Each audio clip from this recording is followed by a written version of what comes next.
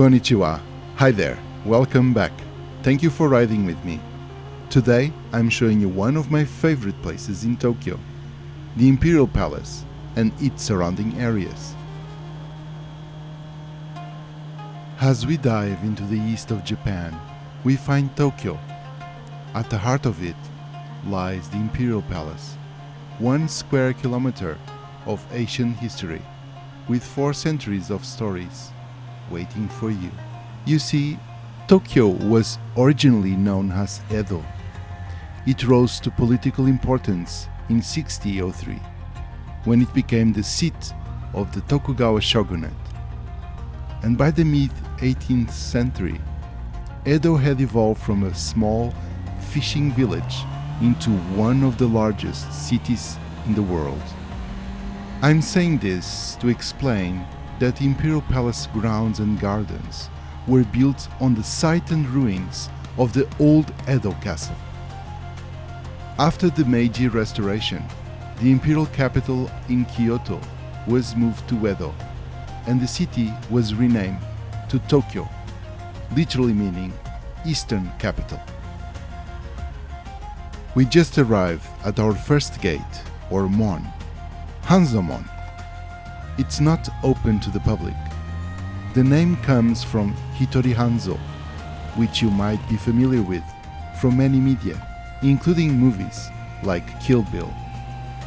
Tarantino treats Hattori Hanzo as a persistent legend, while the real Hanzo was a 16th century ninja who became a samurai for the shogun. The Kill Bill character is his modern-day successor, who has turned the family's history of violence into a secret art of forging the world's deadliest steel, the Katana.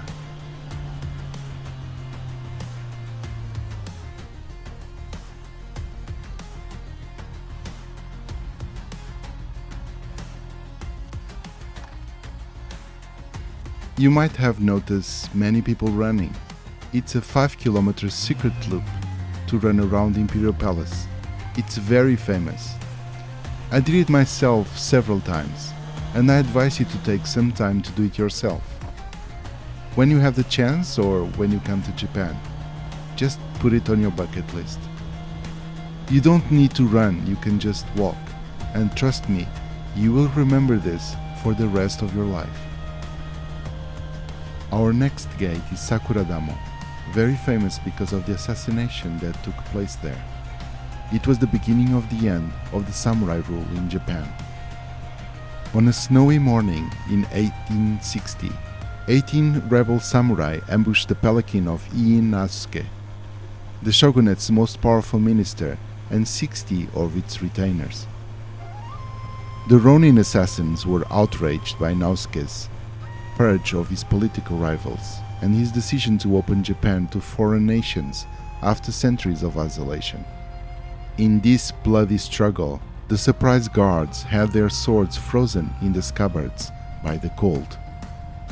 After being shot, Naosuke was dragged from his carriage and beheaded. This single act of violence shattered the shogunate's image of invincibility, sparking a decade of chaos that ultimately led to the birth of modern Japan. Out of the 60 samurai guards defending Naosuke, 4 died in combat, and 4 died within days from fatal wounds. Those 8 samurais who were killed in action were allowed to keep and pass on their hereditary samurai titles and privilege to their heirs. Survivors, however, all received various degrees of punishment for failing to protect the chief minister. 2 years after the incident and an investigation, it was decided to punish the surviving guards. The seriously wounded were exiled and had their stipends reduced. The slightly wounded were ordered to commit seppuku, and all the unharmed were beheaded, with their samurai status revoked. There are several movies about this subject that you can watch, like the one I've just shown parts of the trailer. There's even a game, Rise of the Ronin, that feature it. And it's not the only incident. In 1932, there was an unsuccessful assassination attempt against Japanese Emperor Hirohito. We will turn left to Uchiboridori Avenue.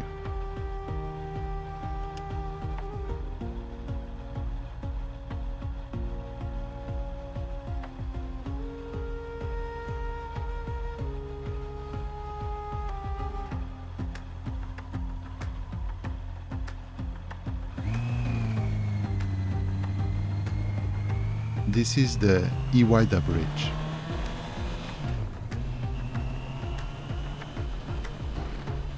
And another view of the Sakuradamon Gate.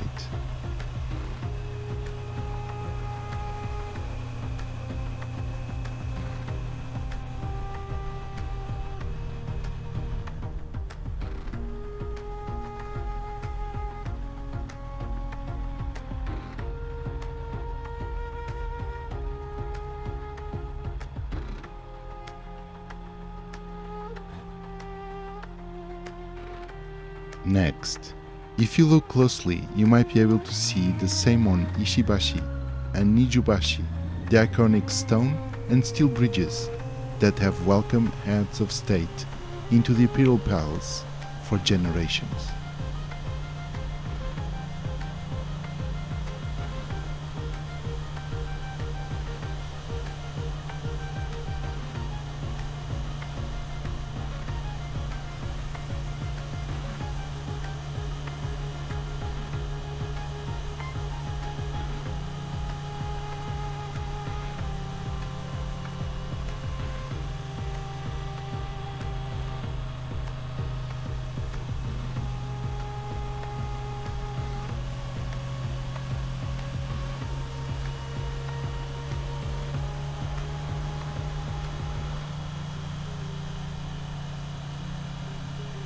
If you follow the path of the crosswalk alongside the corner turret of the former Edo Castle, you will arrive at Kiki-mon Gate, which is used by people to get an official palace tour, but tickets are limited. Now Otemon. That name refers to the main gate of a castle, in this case the former Edo Castle. It also gave the name to the fields and station in front of it, Otemachi. If you were a feudal lord coming to see the shogun, this is where you would enter. Nowadays is the main entrance to the Imperial Palace East Gardens, open to the public. In the still waters of the moats around the Imperial Palace, you might see some white elegant birds. These are swans, and like me, they are also outsiders, not native to Japan. In 1953, Germany gifted 24 of them to Japan's Imperial Palace East Gardens as a gesture of peace and friendship during a time of post-war recovery. Today, their descendants still glide quietly across the moat, a living symbol of diplomacy, resilience, and grace.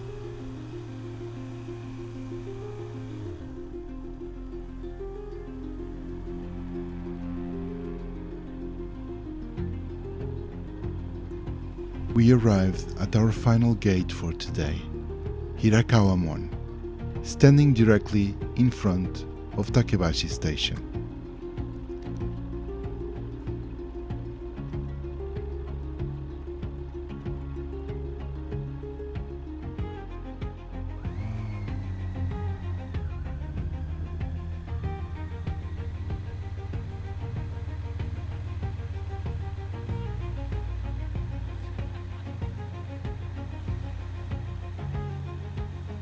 Across the street is the palace side building, the iconic headquarters of the Mainichi newspaper.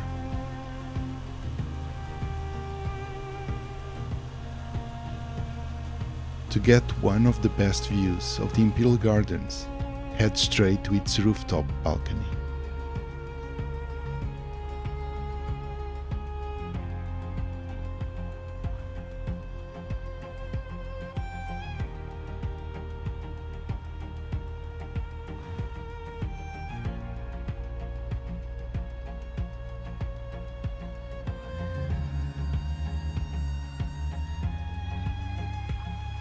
This is the Takebashi Bridge. Like the name implies, it was made of bamboo 4 centuries ago. To our right, the National Museum of Modern Art in Tokyo.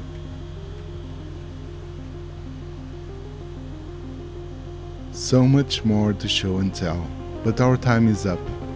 I hope you enjoyed our ride.